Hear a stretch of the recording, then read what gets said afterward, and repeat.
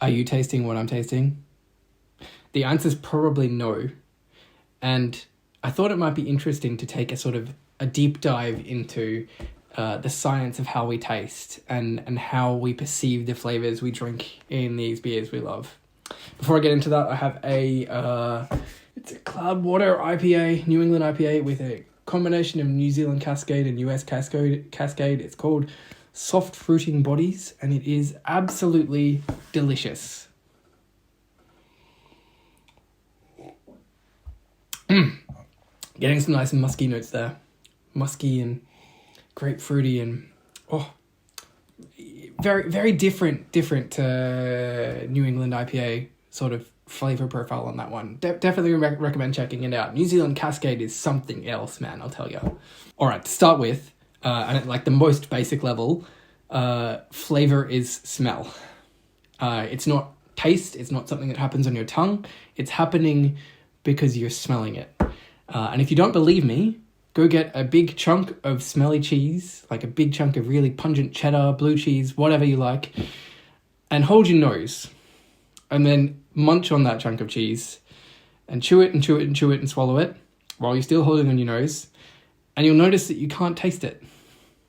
You get maybe some acidity and maybe you'll get some bitterness if it's a blue cheese, but you won't get the taste or what you may have called, you won't get the flavor. Right, and then if you release your nose and smell, you'll suddenly get all of those flavors that you associate with cheese, and that's because you're getting this thing called retronasal smell. And that what's happening there is when you swallow, the flavor, like the smell molecules in the cheese, are coming up back through your nose, and you're smelling them again. It's not the same thing as when you're smelling the cheese, like just when you're breathing in the smell of the cheese. It's a different kind of smell and they're perceived in different ways. And it is more sort of connected to your sense of taste. Like that's bitter and sweet and so on. But it's mostly your sense of smell that's important here.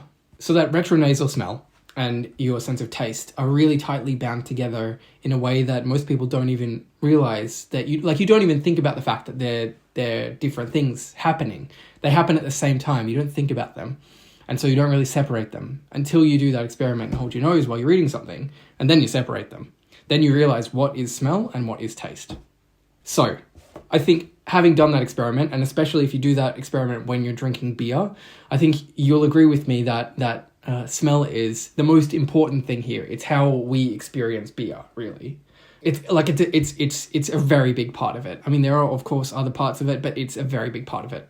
People have around 350 to 400 different smell receptors in their nose, which are picking up different smell molecules and interpreting different flavors.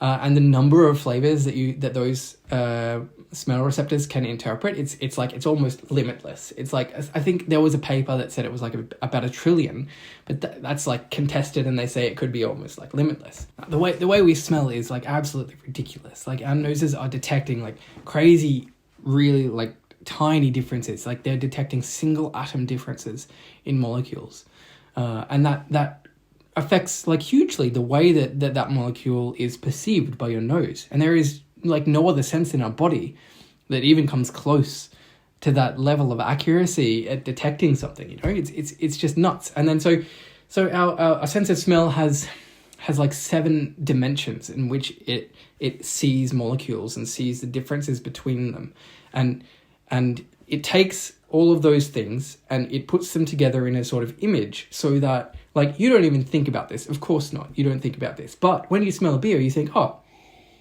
orange peel. So that's the sense that we have. We have this retronasal smell, and we can smell all of these crazy different molecules which are flying off the beer into our nose, back through our mouth and up through our nose again. And we're describing things like orange peel and muskiness, right? That's the sense that we have. But the question I asked was, are you smelling what I'm smelling?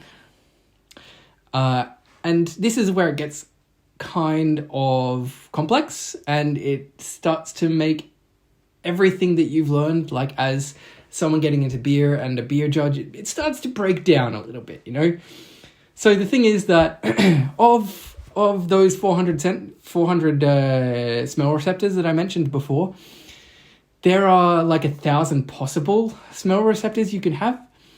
And this is a gross simplification, but of those 1,000, everyone gets about 350 to 400. They don't get the same 350 to 400. Everyone gets different ones. And which ones you get are influenced by like your race and where you come from. It's of course it's genetics. So it's like the primary factor here is your parents. It's everyone is smelling different things, but it gets even more complex, and of course it does, because that's just how it is. In one study, they looked at some things we know from beer, actually. So isoamyl acetate, that's like the banana kind of flavor that you get in a lot of Belgian beers, and whiskey lactone, which is something you get in a lot of barrel aged beers. It's sort of a woody note, and they put them together. They made these concentrations and they got people to smell them, right? And it turns out that maybe like predictably, if you have a lot of whiskey lactone, the woody note, it tends to dull the fruitiness of the isoamyl acetate, of the fruity molecule. But what's really interesting is that if you take the woody one and you add it like in a really small concentration to the fruity one is suddenly perceived as being even more fruity. So they interact in this way that is like, sometimes they're synergistic and sometimes they're competing against each other. Sometimes they dull the other one and sometimes they boost the other one. And you have thousands of these different molecules flying off the beer at the same time, coming to your nose, which has 350 to 400 receptors that are completely different to the person sitting next to you. You're not tasting the same thing as the person next to you. And of course, like if that's happening, like if that woody thing is boosting the fruitiness, what happens if you don't smell the woody thing?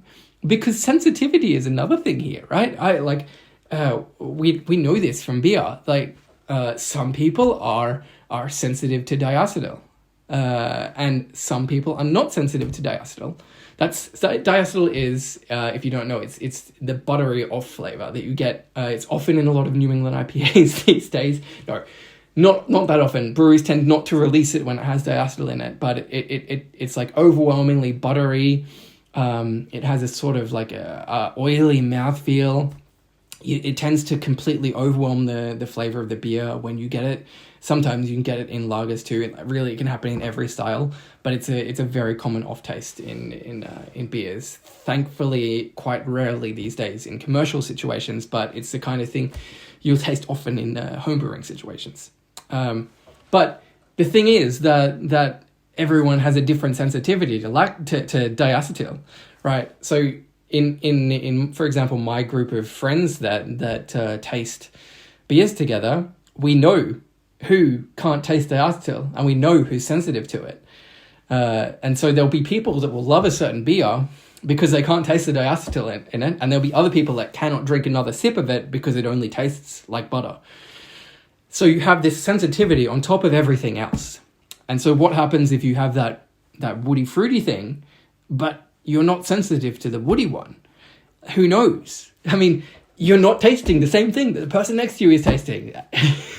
That's just the way it is.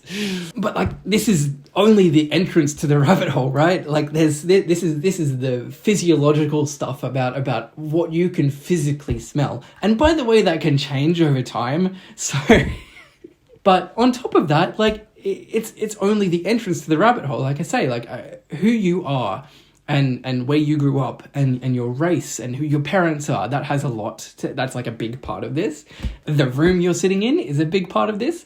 And your experience tasting things, it's also a big part of this. And hopefully, like I'll try and set up some experiments to explore all of these things later, because I find it mega interesting.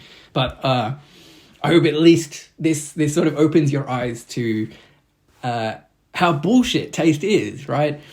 The amazing thing here is that we have language and that we manage to discuss this stuff reasonably, even though, like, objectively, we're not tasting the same thing. None of us are tasting the same thing. Like, on broad strokes, you could say, like, fruity and piney and bitter and sweet and whatever. and be reasonably objective about it. But you can't be objective about taste, and it's all subjective. So like there's no being wrong in beer tasting, and like the person next to you is right, regardless of whether they think the beer is good or not, regardless of how much they disagree with you. They're right. That's what taste is.